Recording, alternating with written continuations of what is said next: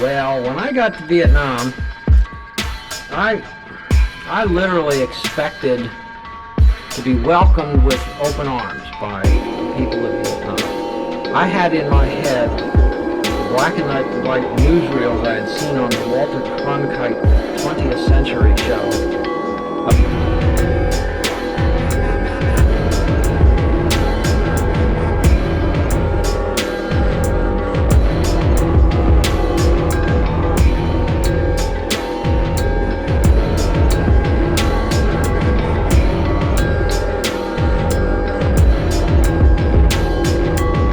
American troops rolling through villages in France and being showered with wine and flowers and kisses.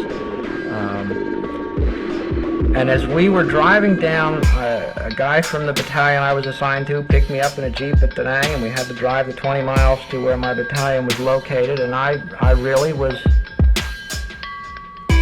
disappointed that there weren't people standing along the road waving to me and offering me flowers and things. I really expected to be greeted with open arms as a liberator.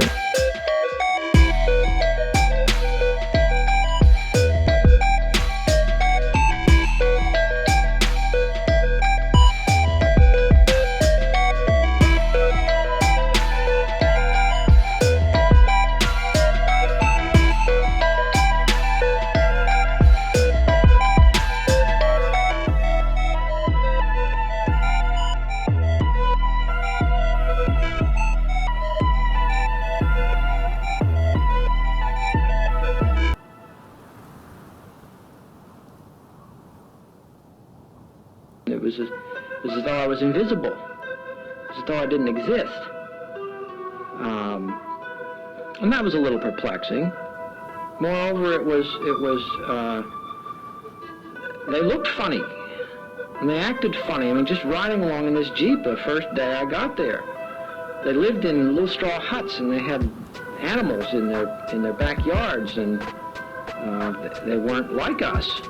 They smelled bad. The whole country smelled bad. You could smell it. It hurt the nose. And that was disturbing. And then I was there for on the third day I was there, this guy who had picked me up in the Jeep, a corporal who I was ultimately going to replace,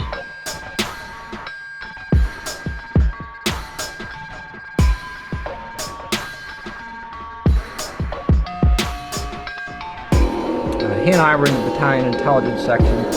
We were sent down to the tractor park, the amphibious tractor park, to meet a bunch of detainees. It was our responsibility to take care of prisoners, and detainees were a classification of civilians, not combatants. You couldn't be detained for questioning. Why they were called detainees.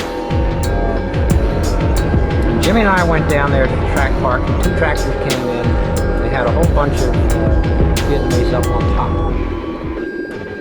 High, flat-topped vehicles, about 8 or 9 feet tall. And as the tracks wheeled into the park, the Marines up on top immediately began hurling these people off. They were bound hand and foot so that they had no way of breaking their fall. And they were old men, women, children, no young men. And I couldn't believe these guys were treating these people this way. And I turned to Jimmy and I grabbed him by the arm and said, what are those guys doing? We're supposed to be helping these people. And Jimmy turned to me and he looked at my hands on his arm. I sort of took them off and he said, Earhart, you better keep your mouth shut until you know what's going on.